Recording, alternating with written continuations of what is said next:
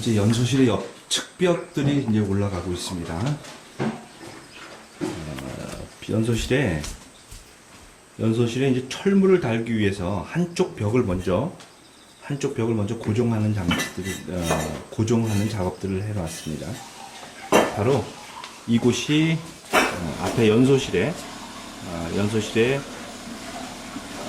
철물이 들어갈 자리인데, 철물만을 올려놓고 작업을 하다 보면 굉장히 철물이 무겁고 중량이 있기 때문에 이게 이렇게 고정이 되는 게 그렇게 쉽지가 않아요. 고정을 하는 게 그렇게 쉽지가 않습니다.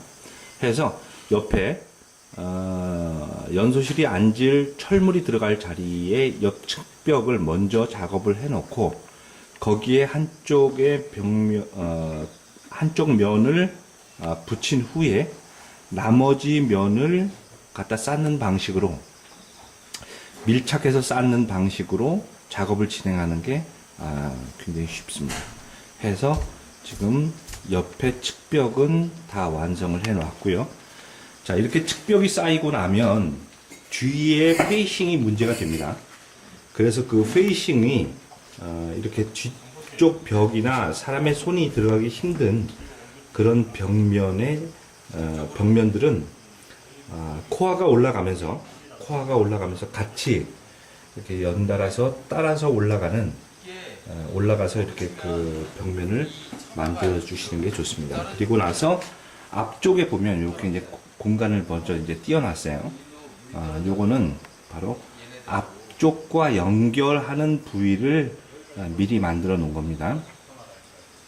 지금 여기에 사용한 몰탈도 역시 재질은 샤모트입니다. 그러니까 열 변형이 거의 없는 그런 몰탈의 종류인데, 내화성 성질을 높여놓은 그런 몰탈을 사용을 하고 있습니다. 거기에다가 백시멘트를 약간 섞어가지고 접착성을 좀 강화시킨 그러한 몰탈들을 사용하고 있습니다.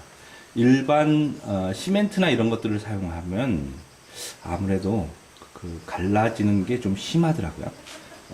그 다음에 연소실 주위, 그러니까 그 발열이 굉장히 강한 부위는 쉽게 깨지는 경향이 있어서, 이렇게 몰탈이나 이런 것들도 역시 그 내화성, 그 열 변형성이 적은 그러한 재질로 된 성질의 몰탈들을 사용을 해 주시는 게 좋습니다.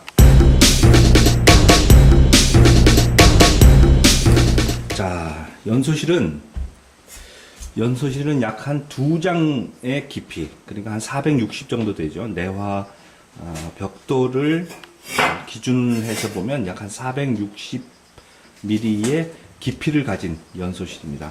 아주 굉장히 아담하더라고요. 이렇게 만들어 놓으니까. 열장고도 한 요 정도, 열장고 확장형이 한 요 정도의 사이즈를 갖고 있었죠. 열장고가 지난번에 한번 그 영상을 올려드린 것처럼 그 청소하는 구조가 조금 안 좋아서 막히는 그런 경향이 있다. 그래서 이제 지금 작은 사이즈들을 설계하면서 좀 보완을 한 것입니다. 자, 이곳이 바로 연소실 뒷벽에 연접해서 있는 열기 채널입니다. 열기 채널을 보시고 바로 이제 뭐 상상이 되시는지는 모르겠습니다만, 연소실에서 발생한 강한 뜨거운 가스들이, 혼합가스들이 이쪽으로 넘어오면서 이제 그 추결체에다가 추결을 시작하는 것이죠. 물론 연소실도 굉장히 뜨겁고 강한 열이 발생을 합니다. 이 강하게 발생한 열들을 작은 구조체를 통과시키면서 최대한 난방 공간과 연접해 있는 그러한 측벽에 최대한 추결을 시키고 빠져나가게 하는 것이 관건입니다. 특히나 작은 사이즈들의 벽난로들에서는 그 추결시키는 통로가 굉장히 짧기 때문에 효과적으로 외부로 발열을 시키기 위해서는 설계상에 조금 고려가 필요합니다.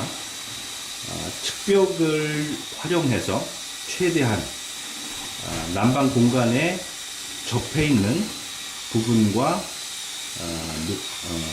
접한 면적을 넓히는 것이 관건입니다.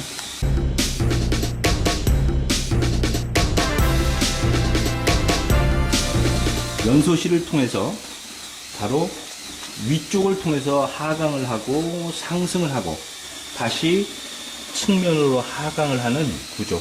그러니까 연소실에서 하강, 상승, 다시 하강을 반복하는 그런 구조로 지금 열기 채널이 구성이 되어 있습니다.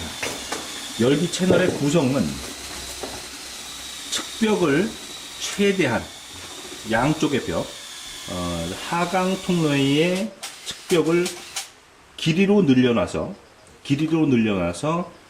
난방 공간이 최대한 긴 면적을 갖게끔 그렇게 구성을 했고요. 넘어가는 통로 역시 상승 통로 역시 연접해 있는 측벽의 최대한의 길이를 할애를 했습니다. 올라와서 다시 위쪽을 통해서 이제 넘어가겠죠. 하강 통로는 벽난로 코어의 폭 정도로 이제 제한을 받는 것이죠. 해서 이렇게 상승과 하강 통로를 동시에 청소를 할 수 있는 청소부가 바로 이쪽에 있습니다. 청소부에 손을 집어넣으면 저 안쪽에 그 통로까지 하강 통로와 상승 통로를 함께 청소를 할 수 있는 구조가 생기는 것이죠. 조금 더 욕심을 부린다면 하강 통로의 우측벽을 이쪽을 오픈을 시켜 놓는다면 우측을 오픈시켜 놓는다면 역시 안녕하세요. 뒷벽까지 하강 통로, 그러니까 연통에 연접해 있는 하강 통로까지도 한 번에 청소할 수 있는 구조를 만들 수 있는 것이죠. 해서 이렇게 각각의 통로들을 모두 청소할 수 있는 구조들이 꼭 필요합니다.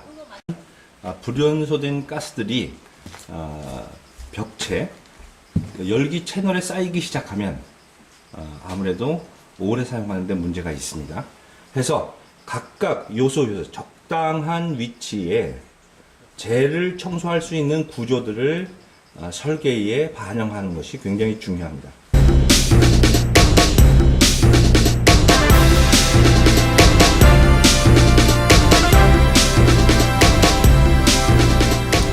또 한 가지 문제는 이제 그 각각 철물을 통해서 연통이나 이렇게 연결구를 접하는 부분들을 아주 말끔하게 처리하는 것이 굉장히 중요합니다.